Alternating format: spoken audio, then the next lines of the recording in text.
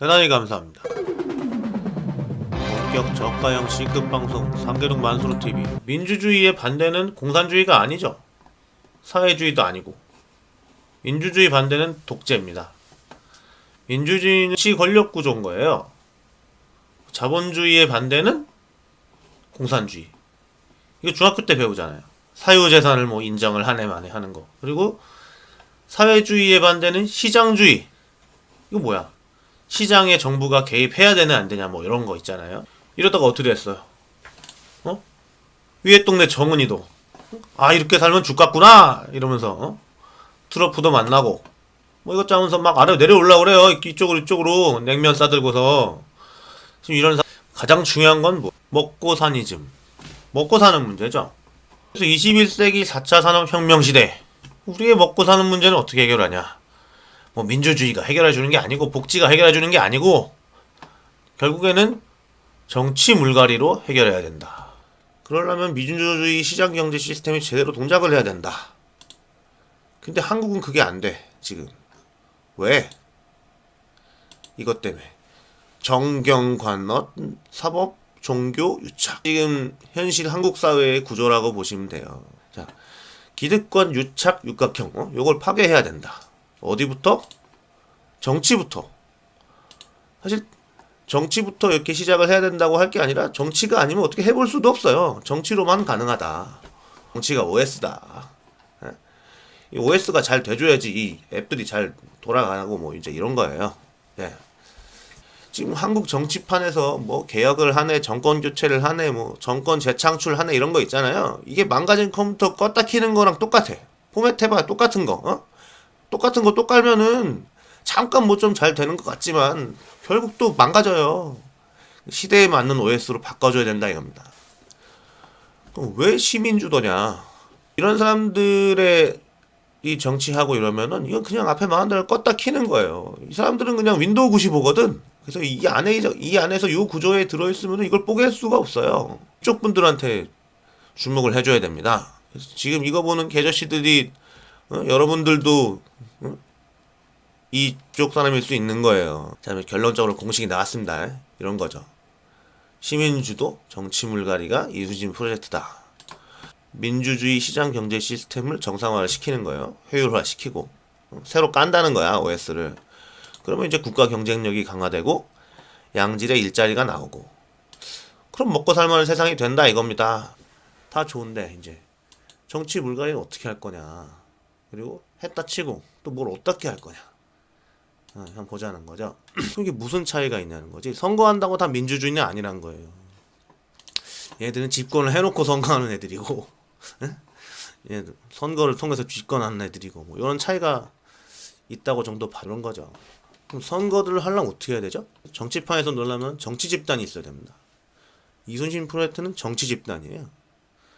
시민단체나 문화센터 이런 게 아니죠. 교양 강좌 같은 거 이런 게 아니란 말이죠. 그럼 축구는 선수들이 승부를 내줘야 되잖아요. 결국 팬들이 많고 뭐 역사가 오래됐다고 몇 골 더 넣는 게 아니란 말이에요. 그럴 것 같으면 야구로 치면 맨날 롯데자이언츠가 맨날 한국 시리즈 우승해야지. 정치는 그게 아니라 결국 선거날에 지지자들이 가서 투표해주는 걸로 결판이 나요.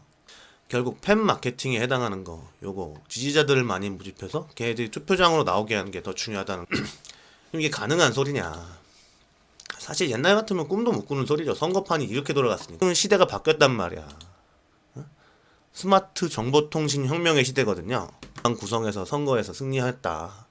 이게 가능하다. 이렇게 얘기한다면 이제 2번에 해당하는 걸 얘기해야 됩니다. 공약, 비전 이런 거죠. 근데 이게 스마트 정보통신 혁명으로 이런 얘기들을 전달할 수 있는 채널이 있는 거고 거기로 이제 전달을 해가지고 팬들 모아서 투표장으로 나오게 하면 집권이 이렇게 쉽게 된다. 이거죠. 뭐 최근에 시끄러운 주제들 따라다니면서 몇 마디 이슈로 인기나 좀 끌고 클릭수나 좀 받으려는 그런 게 아니에요. 국가를 경영하려고 하는 거니까. 나란 일이라는 게 이런 게 다가 아니죠. 니네가 실제로 정권을 잡으면은 국가를 경영할 능력이 있느냐 하는 질문에 대답을 해야 되는 겁니다. 그런 걸 수권 능력이라고 하죠. 국가를 경영할 능력이 있느냐. 이수신 프로젝트는 정책 아카데미라는 게 싱크탱크가 있어요. 그래서 국가 경영하는 일을 오른쪽에 보이는 요 여러 가지 주제들에 대해서 분류를 딱 해놓고 스터디를 하는 거예요. 얼마나 많아. 국가 경영이 장난이 아니죠. 그 중에 선수 육성 부분을 여기서 이렇게 한다는 겁니다. 기존 정치권에서 이런 걸 했겠습니까? 이런 걸 좀 해가지고 정치를 똑바로 했으면 이순신 프로젝트가 안 생겼겠죠? 양질의 일자리란 중산층하고 빈민층 사이에 먹고 살기 힘들다? 서민층. 근데 요즘 어때요? 물어보면 다 이거죠? 다 먹고 살기 힘들대. 뭐 선거 때 되면 특히 더 다 서민이죠. 일 안 해도 잘 먹고 잘 산다. 이건 상류층도 아니고 그냥 개불업이죠. 금수저. 일 안 해서 못 먹고 못 산다. 이건 뭐 니 탓이에요. 뭐 초점을 이쪽으로 맞춰야 된다는 거지. 어?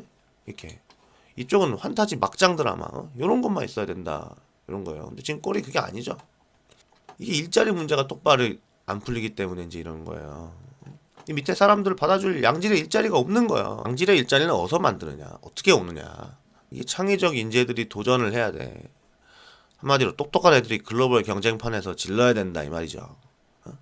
또 뭐 이런 인재 얘기 나오면 한국 정치판에서 맨날 나오는 거 있잖아요. 스티브 잡스니, 주커버그니 타령하는 거에 있죠. 지금 한국 사회 시스템이 창의적 인재들의 도전을 권장하는 이런 시스템이에요?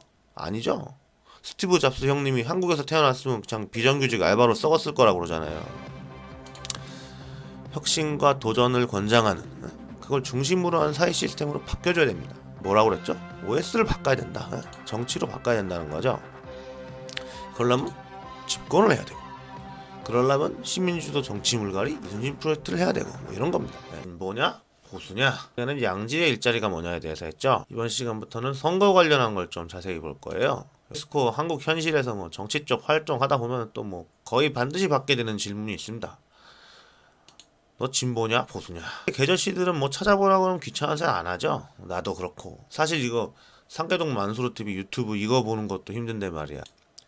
진보 보수는 변화를 대하는 태도의 차이. 좌파 우파는 자본주의에 대한 입장 차이래. 진보 보수는 뭐 사전적 의미랑 대충 비슷하니까 이해가 가는데 좌파 우파는 뜬금없이 왜 자본주의를 가지고 시비를 거는 거죠? 이렇게 하는 거는 전제가 기존 체제가 자본주의여야 돼요. 정은이네처럼 기존 체제가 공산주의 뭐 이래버리면 우파가 진보겠죠. 보수가 좌파고. 제 이순신 프로젝트는 이 중에 뭐냐? 시간에 뭐라고 그랬어? 이거 다 장사 끝났다고 그랬잖아요. 그거 가지고 싸우고 헛소리 하지 말고 있는 판에서 승부 봐야 된다고. 정은이도 냉면 싸들고 내려오는 판이라고. 따져보면 김정은이가 북에서는 진보 우파 세력의 리더야. 아무튼 좌파 우파 관련해서는 입장이고 뭐가 없는 겁니다. 당연히 우파인 거예요 이순신 프로젝트는. 기존 체제가 자본주의니까. 그럼 진보냐 보수냐도 일단 여태까지 얘기한 걸로 따지면 결론 나는 거죠. 보수죠. 근데 이게 약간 애매하기는 해.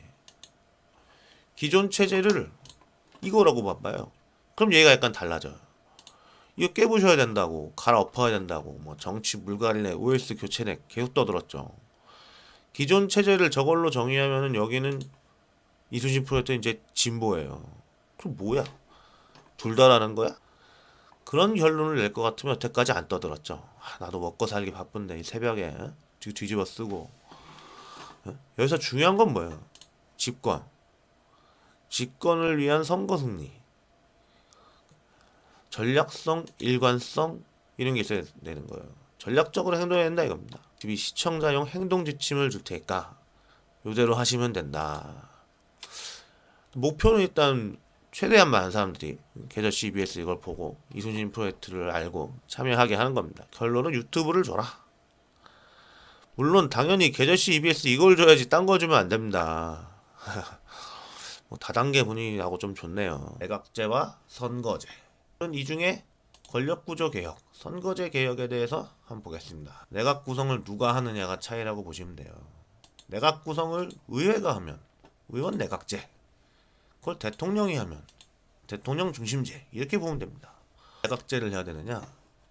물론 내각제가 완벽하다고는 볼 수 없는데 일단 현재 스코어 한국의 대통령제 문제가 너무 많아요.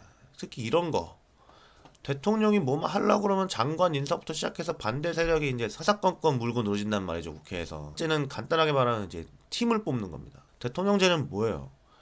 일단 감독만 뽑는 거야. 선수는 이제 감독되고 난 다음부터 이제 모집을 해야 되는 이런 식인 거죠. 이제 그 선수 모으는데도 국회에서 난리 브루스 치는 거고. 내각제는 이제 애초에 과반수가 안 되면 정부 구성이 안 돼요. 이거 반대하는 쪽은 선거 자주 하면 돈 든다 어쩐다 그러는데 일단 대선을 안 하잖아. 그 돈은 이미 아낀 거고. 나라 말아먹는 거보다는 선거 한 번 더 하는 게 낫죠. 사실 뭐 전체 인류 역사에서 보면 뭐 대통령 임기 몇 년이나 된다고 그거 못 기다리냐 이럴 수 있는데 세상이 바뀌었습니다. 요새 4차 산업혁명 시대에 세상이 얼마나 빨리 변해요. 정부가 경제정책 한 번 잘못해가지고 2, 3년만 삽질하면 그냥 훅 뒤떨어져 버리는 상황이란 말이죠. 또 내각제는 잘하면 지금처럼 단임제 5년 아니라 뭐 10년씩 계속 갈 수도 있는 거예요. 밀어줄 때 확실하게 밀어주고 잘못하면 빨리 고칠 수 있다. 이게 이제 4차 산업혁명 시대에 맞는 정부 형태다. 의원 내각제가 좋은 건 알겠어. 그게 우리나라에서 가능한 소린가는 다른 문제죠. 이게 잘 되려면 의회가 멀쩡해야 돼요. 근데 지금 우리나라 국회가 그래요? 아니죠. 그래서 이제 여기서 선거제도 얘기가 나오는 겁니다. 멀쩡한 의회를 만들려면 멀쩡한 의원들이 있어야겠죠. 근데 멀쩡한 사람도 국회의원만 되면 다 망가지는 것 같아. 제도의 제일 큰 문제는 지금까지 이제 되게 지역에서 당선이 되려면 이거 이 정경관원사법종교 유착고리에 들어갔어야 된다는 거죠. 지금 국회의원 선거 구조가 일 잘하는 사람보다 이제 인사 잘하는 사람이 되는 구조예요. 지금까지 뭐 얘기한 뭐 내각제니 선거제니 뭐 이런 걸 몰라서 못하나? 계저씨 만수르도 아는데 이게 몰라서 못하는 게 아니죠. 현재 이제 주류 정치 세력이 이걸 안 하는 겁니다. 왜? 이것 때문에 또 선거제도 자체가 개판이니까 의회도 개판으로 구성이 되니까 국민들이 대통령보다 국회의원을 더 싫어해. 그래서 내각제 한다 그러면 반대 여론이 많죠. 내용 뭐 자세히 모르는 사람들은 저 국회의원 놈들이 저 국정 운영한다고 생각하면 더 싫을 거 아니에요. 그래서 선거제 개혁이랑 내각제는 같이 해줘야 되는 겁니다. 그래서 어떻게 해야 되나? 결국 이 유착고리에 안 들어가 있는 사람들이 집권을 해야 돼요. 그게 이제 이순신 프로젝트라는 거죠. 그 집권이 뭐냐? 이순신 프로젝트는 대통령이 되겠다는 게 아니에요. 애초에 내각제를 주장하기도 하거니와 개헌을 해야 되는데 개헌을 하려면 결국 의회 권력이 필요한 거죠. 개헌을 하려면 얼마나 필요하죠? 재적 의원 3분의 2가 필요해요. 300석 중에 200석. 그냥 따뜻한 봄날에 선거에서 조용히 투표만 해주시면 됩니다. 200석만 딱. 투표를 200번 하라는 것도 아니야. 그냥 내 거 투표 한 번만 이순신 프로젝트로 찍어주면 되는 거예요. 얼마나 간단해요. 그렇게 해서 이제 내각제 개헌도 하고 선거제 개혁도 하고 먹고 살만한 세상을 만든다. 선거법 개정 특집 되겠습니다. 요약하면 이래요. 개정 전에 지역구가 253석, 비례대표가 47석. 개정 후에 지역구가 253석, 비례대표가 47석. 오타 아니에요. 진짜로 똑같습니다. 저번 주말에도 지역구 250에 비례 50으로 할 거라고 그러더니 그 지역구 3석 줄어드는 것도 이 인간들은 양보가 안 되는 거예요. 결국 국회가 이 470조 예산 심의하는 건데 이 큰돈 쓰는 거를 감시를 300명이 하는 것보다 500명이 나눠서 하는 게 좋을 수도 있는 거잖아요. 회사로 치면 뭐 회계사나 세무사한테 수수료 주는 거라고 치면 돼요. 근데 문제가 뭐야? 그 국회의원이 멀쩡해야 된다는 거예요. 국회의원이 예산 심사 하는 게 자기 지역구로 예산 빼먹을 궁리만 하는 놈들이라고 인식이 되니까 의원수 늘리는 거 반대하는 여론에도 힘이 실리는 거죠. 이게 결국 이제 비례대표를 늘려갖고 멀쩡한 애들이 좀 국회로 들어가게 하는 걸로 홍보를 하면 되는데 300명이 헤쳐먹던 걸 500명이 헤쳐먹던 걸로 보이게 언론이든 뭐든 뭐 돌아가니까 안 되는 거죠. 그래서 일단 비례수를 늘리고 비례 늘린 게 효과가 좋고 지역구는 별로다 뭐 이런 식으로 이제 인식이 되면 그 다음 스텝에서 생각해도 되거든. 의원수 조정하는 거는 뭐 일단 게임 끝난 거니까 더 얘기할 건 없어요. 뭐 입만 아프죠. 그래서 이제 지난 시간에 얘기했던 게 다시 나오게 됩니다. 저놈들이 어떻게 싸우는지 상관없고 해봐야 뻔하니까 결국 국민들이 이순신 프로젝트에 200석을 주는 수밖에 없다. 그렇게 해서 이제 내각제 개헌, 선거제 개혁하고 하면 됩니다. 이 방법 말고는 없어요. 공수처 특집 되겠습니다. 따지고 보면 일반 국민들 중에 공수처 근처에는 가볼 사람들이 얼마나 되겠어요? 사람들 먹고 사는 거랑 아무 상관없는 것 같은데 얘네들이 왜 이렇게 난리들인가? 잡아갈 걸 안 잡아가게 해주는 게 검찰, 잡혀가도 크게 작살 안 나도록 해주는 게 법원, 이렇게 볼 수 있죠. 축구로 치면은 이 경제가 이제 골 넣는 공격수고 정치 관료, 이쪽에 이제 볼 배급하는 미드필더, 이 종교 언론, 이쪽에 이제 수비수랑 응원단 쪽, 사법이 이제 골키퍼 정도라고 보면 되겠죠. 뭐 이렇게 해서 나눠 먹는 건 알아서들 나눠 먹을 건데 이 중에서 굳이 따지자면 누가 짱이에요? 아까 사법 쪽이 골키퍼라고 했지만 검찰은 약간 얘가 달라요. 검찰이 권력이 너무 세서 한 번 맞으면 뭐 대책 없이 당하게 되겠거든. 그러니까 검경 수사권 조정 뭐 이런 얘기도 나오는 거고. 아무튼 근데 이제 정권은 여기가 잡았잖아요. 현재 스코어. 해먹으려는 입장에서 보면 잡았을 때 많이 해먹어야 되는데 그러려면 유착고리가 확실해야 돼요. 아니 정치 관료는 지금 잡은 거고 뭐 경제 쪽에는 누가 있는지 모르지만 이제 당연히 있을 거고 뭐 종교 언론 쪽은 이제 어느 정도 구색이 있어. 근데 이게 사법 쪽에 자꾸 걸린다는 말이죠. 그래서 이쪽 민주당 팀 이제 사법 사이드에 이제 전력 보강을 위한 게 공수처다라고 보시면 됩니다. 저쪽들 검찰 권력을 가져오는 게 아니고 또 그럴 수도 없으니까 마음껏 이제 공격을 못하게 방패를 치는 거예요. 이렇게 이쪽 애들이 이제 지금까지 이제 수십 년 해보고서 얼마나 뭐 이것저것 저질렀겠어요. 뭐 털면 나온다고 보는 거지. 사실 뭐 바로 털 것도 없어요. 그냥 털 수도 있다. 라는 이 가능성만 가지고서도 이제 견제가 되는 거죠. 자기네 쪽 함부로 못 때리게. 결론은 공수처는 권력 투쟁의 도구로 나온 거다 이겁니다. 무슨 사법개혁이 어쩌고 뭐 독재네 위헌이네 이러는 것 뭐 먹고 사니자 입장에서 보면 다 헛소리예요. 이게 국민들 밥 먹고 사는 거랑 무슨 상관이겠어요. 얘네들 해먹는 판에서 누가 해먹느냐랑 상관이 있는 거죠. 국민들 입장에서 보면은 아니 우리가 기왕짱인데 우리 위에 뭘 만들어서 막 우리를 조사한다 그러네? 그럼 그놈이 누구야? 이쪽 팀의 이 선수 입만 열면 검찰개혁 어쩌고 하면서 막 공수처 만든다고 하는 놈. 저놈 이제 털어서 작살 내라가 되면서 이제 벌어진 게 조국 사태라고 보시면 됩니다. 뭐 이 사람이 아무 죄 없고 깨끗하고 훌륭한 사람이라는 얘기를 하는 게 아니에요. 이 아저씨도 막 털어보니까 이상한 놈 이건 맞아. 그래도 그게 뭐 전번 여름 때처럼 뭐 나라를 개판으로 만들 일은 아닌데 여기도 그렇고 여기도 그렇고 그냥 서로 찌르고 버티고 하면서 그 난리가 나는 거예요. 뭐 지금까지도 그러고 있죠. 검찰 개혁은 공수처가 아니라 대배심제로 해야 된다. 이런 얘기를 했어요. 공수처는 좀 전에 봤죠. 권력 투쟁에 써먹는 공수표라는 거. 대배심제는 뭐냐? 한번 보시죠. 그런 거. 재판에 일단 들어가서 유죄 무죄 판단하는 거를 소배심이라고 하고 법정 가기 전에 이제 검찰에서 이제 기소 여부를 결정할 때 하는 걸 대배심이라고 한대요. 만수로도 이게 이런 게 있는지 이순신 프로젝트에서 처음 알았어요. 그만큼 이게 잘 알려지지 않은 거죠, 일반 국민들한테는. 그런 말인데 이런 방법이 있다는 걸 몰라서 못하는 게 아닙니다. 저런 식으로 국민한테 이걸 줘버리면은 아까 걔네들이 해먹는데 큰 차질이 있겠죠. 골키퍼가 없어지는 거니까 불안해서 공격이 안 될 거 아니에요. 그러니까 검찰개혁이 이제 말만 하는 거지. 민주당이든 자한당이든 이제 대배심제는 말도 안 꺼내죠. 해쳐먹음과 말아먹음 되겠습니다. 여기서 근본적인 의문을 제기하시는 분들이 있을 수가 있어요. 야, 네가 말하는 저 정경관한 사법 종교 유착고리가 진짜 나쁜 거냐? 있어도 먹고 살만하게 해주면 되는 거 아니냐? 뭐 이런 논리요. 이게 이른바 자유한국당 팀에서 수십 년간 써먹은 유능한 부패론이죠. 저 논리를 주장하는 세력들이 계속 집권한 거죠. 근데 그것도 어떻게 됐어요? 시원하게만 말아먹었죠, IMF 때. 그걸 누가 말아먹었지? 저 논리로 수십 년간 해먹던 자한당 팀이 말아먹은 거예요. 해쳐먹음은 말아먹음을 초래한다 이겁니다.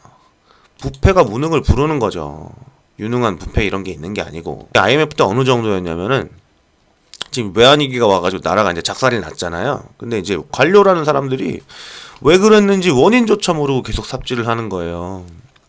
그래서 그때 일본 노무라증권연구소에서 일하고 있던 김광수 소장님이 하도 답답해서 니네가 나라를 왜 말아먹었는지를 보고서를 써가지고 정부에다 보내줬을 정도예요. 국가부도의 날, 이 영화에 나오는 김혜수 역할이 김광수 소장님을 모델로 한 거라는데 뭐 실제랑 영화랑 정확히 맞는 건 아니지만 뭐 이런 주제의 영화 출연한 것도 인연이고 김혜수, 김광수 이름도 비슷한데 김혜수 씨도 정책 아카데미 한번 오시면 좋을 텐데 말이에요. 우리 김혜수 씨랑 연락 되시는 분 있으면 이 방송 공유 좀 해주세요. 예. 여기서 이제 민주주의 시장경제 시스템이 제대로 동작해야 된다는 게 뭘까요? 요 판을 시장이라고 보면은 정치 관료 이쪽이 이렇게 경기장이랑 경기 규칙을 세팅을 하고 그 위에서 기업들이 이렇게 경쟁하고 혁신하고 또 그 와중에 반칙하고 부정하게 하는 놈이 있는지를 언론 쪽에서 감시해주고 그런 놈들을 사법 쪽에서 때려잡아주고 이런 식으로 돌아가는 게 제대로 돌아가는 거죠. 물론 종교는 이 판에 낄 대상 자체가 아니고 하나님, 예수님, 부처님 다 사람들 구원하고 용서하고 기도 바쁘신 분들을 왜 이 판에다가 갖다 붙여요. 그냥 조용히 신앙생활들 하셔라. 말아먹음의 수학 되겠습니다. 이렇게 숫자를 놓고 한번 각자 개인의 입장에 생각을 해보는 거예요. 내가 일반 국민인데 문자 그대로 딱 굶어 죽는 상황은 아니라고 치고 기득권 애들이 나보다 몇백 가지 잘 살면 이 사회를 엎어버리고 싶은 마음이 안 들겠는가? 어느 정도 이상 가면 세상을 엎어버리고 싶겠는가? 각자 개인마다 기준은 다를 거예요. 또 역으로 이걸 기득권 지망생 입장에서도 한번 생각을 해보는 거예요. 내가 열심히 해서 잘 돼서 올라가면 어느 정도를 성취할 수 있는가도 되는 거죠, 이 숫자가.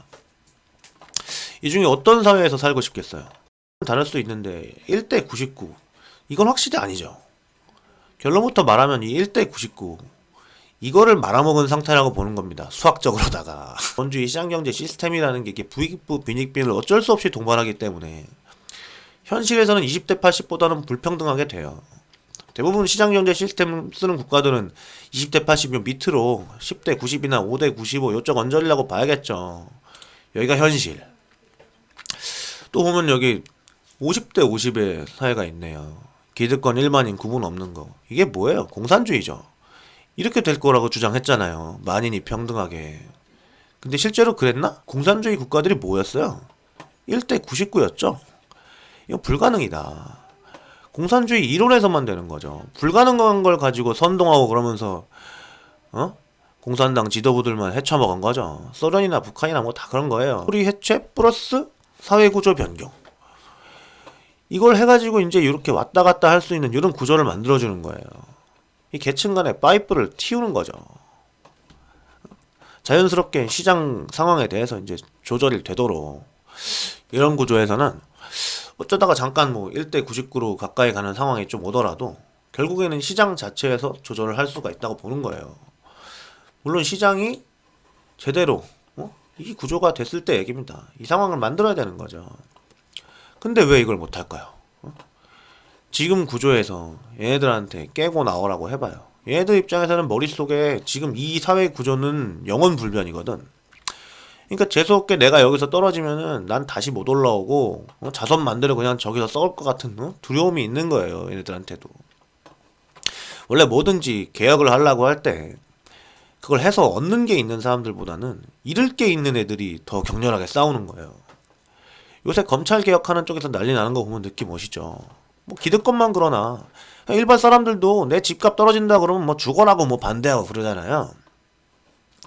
그러니 얘네들한테 이걸 깨고 나오라고 할 때 뭐라고 얘기를 해야 되겠어요? 이게 깨지면 동시에 판도 이렇게 바뀐다. 이런 구조로 바뀌어서 니들이 여기로 가는 거지. 이 구조 안에서 니들이 지옥으로 생각하는 이쪽으로 떨어지라고 하는 게 아니다 라는 것도 인식을 시켜야 됩니다. 이걸 뭐 꼭 기득권한테만 얘기할 건 아니고 일반 국민들 중에서도 기득권들 선동에 속아서 세상이 원래 이런 건 줄 알고 그냥 사는 사람들이 있어요. 이런 대안이 있는 줄 모르고 이런 걸 인식시키는 그렇게 세상 구조를 바꾸는 이런 일들을 이순신 프로젝트가 하는 겁니다. 그럼 그러려면 뭘 해야 된다고 그랬죠? 오늘도 또 나왔습니다. 자, 이거죠. 200석 정책 아카데미 구독, 좋아요, 공유, 투표. 이제 외우셨을 것 같은데 특히나 공유 열심히 해주셔야 됩니다. 지난주에 김혜수 씨한테 공유 좀 해달라 그랬는데 영 소식이 없어요. 뭐 구독자도 별로고 조회수도 맨날 그렇고 뭐 눈에 띄는 발전이 없어요. 뭐 연예인이나 뭐 이른바 셀럽, 뭐 인싸 같은 분들이 한 번씩 공유 좀 해주시면 좋은데 말이에요. 각자 알고 계시는 사람들 중에 제일 유명한 사람들한테 한 번씩만 좀 질러주세요. 혹시 걸릴지 압니까? 어쨌든 뭐 무조건 최대한 많은 사람들이 이런 걸 알 수 있게 해주셔야 됩니다. 방법은 이거밖에 없어요.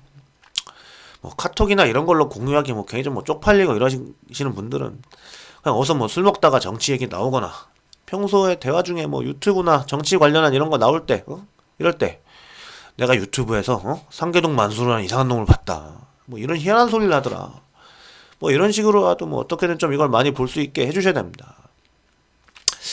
이제 계절시 EBS가 무려 10회가 됐습니다.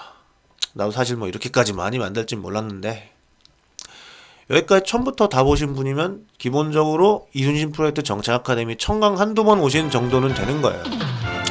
이제 진짜를 보시러 집권하시러 정책 아카데미에 많이 오시면 됩니다. 물론 공유도 많이 해주시고요. 먹고 살기 바쁜 계절씨도 세상 좀 바꿔보겠다고 그거 뒤집어 쓰고 이러는데 공유 좀 팍팍 하고 그래주세요. 이렇게 공유를 구걸하면서 이번에는 마치겠습니다. 대단히 감사합니다. 라고 하면서 끝날 줄 아셨죠? 중요 공지가 있습니다. 일단 계절시 EBS는 요 10회를 마지막으로 시즌1을 종료할 거예요. 이렇게 좀 시즌 같은 거 좀 있고 그래야 좀 있어 보이더라고요. 한번 해보고 싶었어요. 시즌 종료 같은 거. 물론 유튜브를 접는 건 아니고 집권할 때까지 계속 하긴 하는 거예요.